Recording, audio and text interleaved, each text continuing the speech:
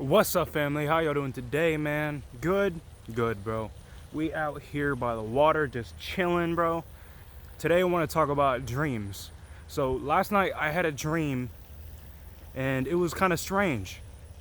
Pretty much what happened, I remember I was in a car and I was looking out the window and I was staring at the moon, right? It was at nighttime. I was staring at the moon and suddenly the moon turned red and the sky turned like an orangish color out of nowhere. And I'm like, what the hell? And then the sky was cloudy as well, but the sky was, let's say, like, you see the blue sky up there? The blue sky would be orange, but then the clouds would just be white, like normal, right? So the sky turned orange and the moon turned red. And then out of nowhere, the clouds faded away, and then the orange sky was up there. And then all I remember seeing was this gigantic, like, asteroid type thing. I don't know how to explain it, but it was like huge, bro. It was like, take the moon size and then multiply that by like 100,000. It was massive. It was in the sky, and that made me want to make this video, man. Now, I'm not an expert on dreams, but the way I see it, I see dreams as one of two things. I see them as messages or predictions. And not predictions really, but pretty much what time is going to be in a allegorical sense, right? So what this means is that if you think about it in the form of consciousness, in this human form, we are a spirit. Like, for example, we have, brain, thinking, consciousness, awareness. That spiritual consciousness is trapped inside this human body, which is like an ape, right? It's like an advanced ape body.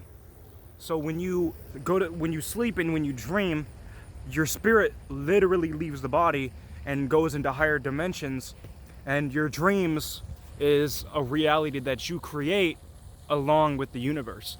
It's like you and the universe are co-creators of the dreams. And the dreams are meant, pretty much when you're in a dream state, you have all the knowledge in the world, and everything that happens in a dream is meant to come back down to this self, our lower self, our three-dimensional self, and pretty much teach us something about what's going to happen, or something in our lives that we need to change, or stuff like that, So the way I see it, something is going to happen where the moon in my dream, the moon in the sky, is a representation of the soul, and I guess, I don't know what the sky would be actually. I'm thinking about that now. The sky, the moon is in the sky. Maybe the sky would be the universe, because the moon represents the soul, and the moon runs through the sky, and the sky is the universe, or an energy field, or electromagnetic field maybe. So the way I interpret what my dream was whenever this event happens, that is, the sky is going to turn orange and the moon's going to turn red, and something's going to happen. There's going to be like a big flash or gamma ray or something. The way I see that is, our soul in our electromagnetic field in our universe is going to get either flipped upside down or turned to negative, or you could even say enlightened, because it changes color, it gets brighter. That's the way I see it. Something is going to happen where our spirit and our universe becomes enlightened, our planet becomes enlightened. And the asteroid in the sky could be something that we didn't know was something that was always there, right in front of our eyes, but we were never able to see it. So that's the way I interpret my dreams. You gotta break it down into an allegory, right? You gotta look up what everything means. For example, the sun represents the ego.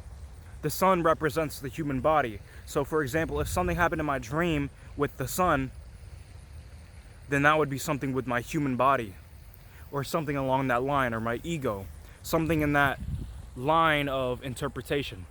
So for example, some people have a dream where their teeth crumble and fall out of their mouth, Now that is very, very almost impossible to happen. It will never happen to you in this life, in real life. So what that tells me is that the person who is having those type of dreams is their teeth are crumbling out of their mouth, but that can never happen. But it would be freaky and fucking scary.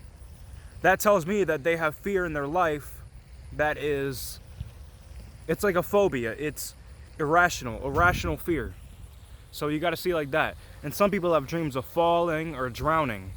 Now the falling would be something where you feel like you aren't stable, or you don't have an actual ground to stand on. Therefore, you're always falling. You never have a good place to stay. You never have something like that. And then for drowning, you could feel like you have so much responsibility, or you have so many things piled on top of you that you can't swim out of the water. You know what I'm saying? It's like everything is metaphorical, allegorical. In the dreams, everything is a metaphor, right? Everything. So if you have a dream and you think that it doesn't mean anything, it means something. If your dreams are extremely wacky, like you got SpongeBob hanging with GTA San Andreas characters and they're robbing a bank in fucking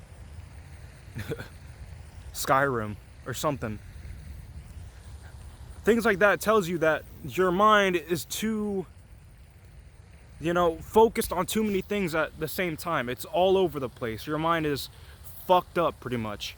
Your mind is at the point where everything that's going on in your life and everything that you digest and everything that you consume, from technology to food and thoughts and all this stuff, negative energy, all this stuff, you're just consuming too much stuff of all different qualities, and therefore your mind is literally confused. Your mind is not stable. Your mind does not know where to go, therefore it goes everywhere, right?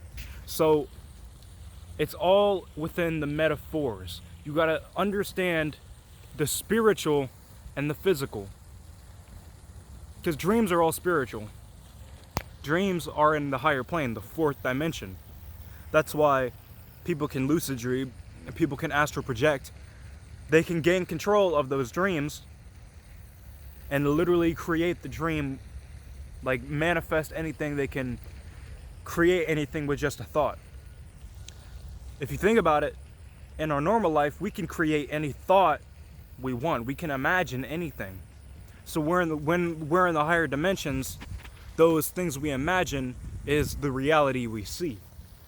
So if you take that as well and use that as going down planes, the fifth dimension would be how you feel, the fourth dimension would be how you think, third dimension would be this physical body, right? And the things you see.